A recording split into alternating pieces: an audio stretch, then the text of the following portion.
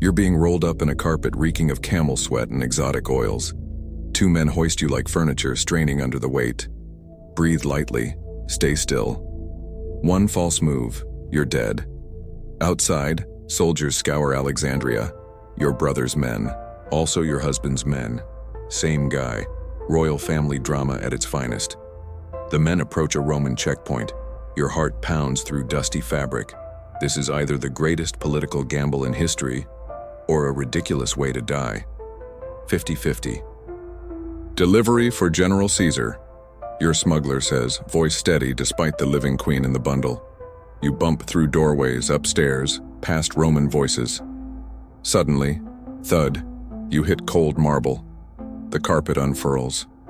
Julius Caesar stares down at you, one brow raised. His advisors freeze mid-sentence. No one saw this entrance coming. I need to speak with you, you say in flawless Latin. Alone. Rewind 21 years. You're born Cleopatra 7, third child of Pharaoh Ptolemy the Ordained, a man whose family tree is more of a wreath. Generations of sibling marriages make royal dinners. Complicated. Your first words? Greek. Your second? Threats to the servants. By age 7, you speak 7 languages while other kids eat sand. Why stab someone when you can insult their mother? In their own tongue? At 10, you watch your father chased out of Egypt by an angry mob. Lesson 1. Popularity is temporary. At 13, he returns with Roman muscle. The same crowd now sings his praises. Lesson 2. Friends with swords beat enemies with principles. Your education isn't about math. It's about surviving Egypt's deadliest family. One sister already tried to steal the throne. Now she's dead. Another, Arsinoe, glares daggers at dinner. Only one of you will survive the sequel. At 18, your father dies. His will marries you to your 10-year-old brother, now co-ruler and husband. Ancient Egypt, where keep it in the family is law. Within months, his advisors stage a coup. You're out. The guards close in, you smile, excuse yourself, and escape into the night with some gold and your sharpest eyeliner. Civil war erupts. For months, neither side wins. Then Julius Caesar arrives in Alexandria, Rome's greatest general, fresh from victory in his own civil war. Your brother thinks he's clever, kills Caesar's enemy Pompey, and offers Caesar his severed head. Caesar is disgusted. Even in Rome, there's such a thing as too desperate. From your hideout in a fishing village, you see your chance. Caesar's in your palace. He hasn't chosen sides. Time for the boldest move of your life. You find a loyal merchant. You trim a carpet. You touch up your makeup. Sometimes to win, you must play dead in a rug. The carpet unfurls. You strike a pose that says, goddess, not package. Caesar's men reach for swords. He waves them off. He's intrigued. You tell him your story, part victim, part steel. A masterclass in political theater. Caesar is hooked. Your brother's advisors realize too late. They've just been outplayed by a queen who arrived as home decor. Soon, you're back in the palace, this time with Caesar at your side. Your brother throws a tantrum. His advisors raise an army. Alexandria descends into chaos. The great library burns. Historians will mourn it forever. You've got more pressing concerns, like not dying. The siege lasts months. You and Caesar bond over strategy by day, and more by night. The game is far from over. But one thing's certain, this queen doesn't fold. That turn into something more intimate. Nothing says romance like planning your brother's downfall. While dodging assassination attempts, Roman reinforcements finally arrive. Your brother tries to escape by boat but drowns in the harbor.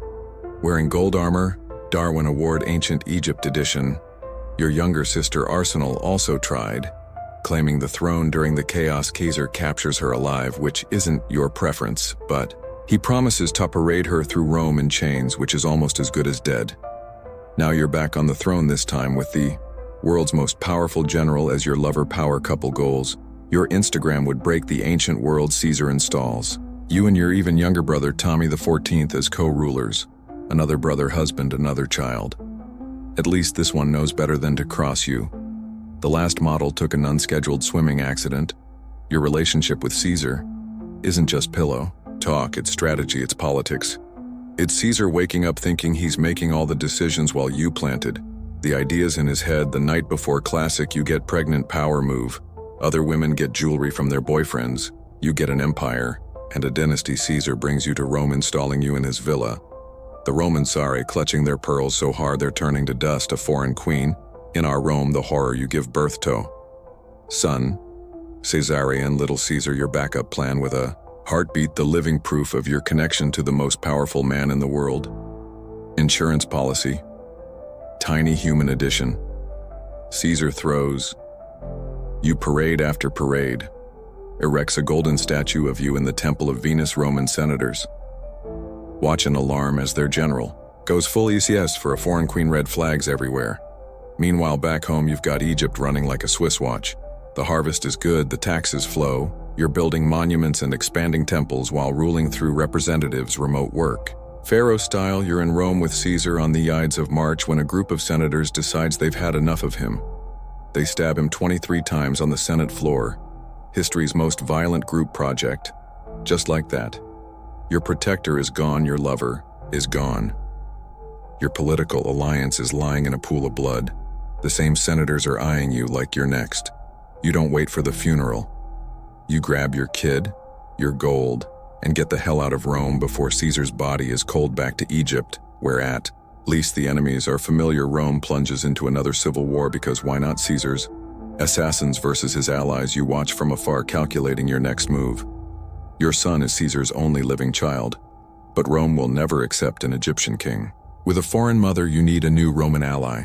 Someone powerful, someone malleable, someone like Caesar's right-hand man, Mark Antony. Time Tor, apply that eyeliner mark. Antony and Octavian. Caesar's adopted son, divide the Roman world between them. Antony gets the east, which includes your neighborhood. He summons you to meet him. In Tarsus, power move, you leave him on red for weeks. When you finally decide to show up, you don't just arrive, you make an entrance that would make Beyoncé look low. A fort, you sail up the river on a golden barge with purple sails, dressed as Aphrodite, silver leaf oars, perfumed winds. Servants dressed as cherubs flex much. Antony, waiting on the dock, like Acump, watches his masculinity evaporate. In real time, the guy who fought his way through Gaul is now giggling like a teenager. Mission accomplished. You invite him to dinner, then another, each feast more extravagant than the last. Antony thinks he's seducing you. Meanwhile, you're 3 moves ahead, picking out his future. Job title: Cleopatra's butler. His soldiers start calling him Cleopatra's butler. Ouch. Unlike Caesar, the calculated political genius, Anonis more like a frat boy with an army, all muscle, swagger, and drinking stories, but it controls half of the Roman world. So you work with what you've got. You hook up, it's business and pleasure mostly. Business for you, mostly pleasure for him. You've done this dance before with a better partner, but the song remains the same. Antony needs Egyptian grain and gold for his military campaigns. You need Roman muscle to secure your throne. Perfect match. You become his official side piece despite his marriage to Octavian's sister. Back in Rome, awkward family dinners ahead, you get pregnant. Again, twins this time. Overachiever, you name them. Alexander, Hellas, and Cleopatra. Selene, sun and moon, subtle, while Octavian rules from Rome, building support and spreading rumors about Antony being whipped. You and Antony carve up the eastern Mediterranean between shots of wine. Armenia, yours. Syria, yours. Scythia, yours. It's like Monopoly. Except the properties are real countries and landing on go to jail means an actual execution. You host the legendary bed banquet where you dissolve a priceless pearl in vinegar and drink it to win a wager. $1 million cocktail. The Romans are scandalized. The Egyptians are impressed. Your accountant is having a stroke. You convince Antony to publicly acknowledge Caesarion as Caesar's legitimate heir. Octavian, who based his entire political career on being Caesar's son, takes this personally, very personally, as in, I'm willing to raise an army and kill you both personally. Back in Rome, Antony's reputation tanks Octavian's propaganda machine works overtime. Antony's gone native. He's abandoned Roman values. He gave Roman territory to a foreign queen, all technically true, which makes it worse. The final straw, Antony divorces Octavian's sister. It's the ancient version of breaking up by a text. Except this text comes with a war declaration. War is inevitable. Octavian declares it officially against you. Not Anthony smart move. Romans love fighting foreigners. More than other Romans, he paints you as the evil seductress corrupting noble Anthony, history's most successful smear campaign.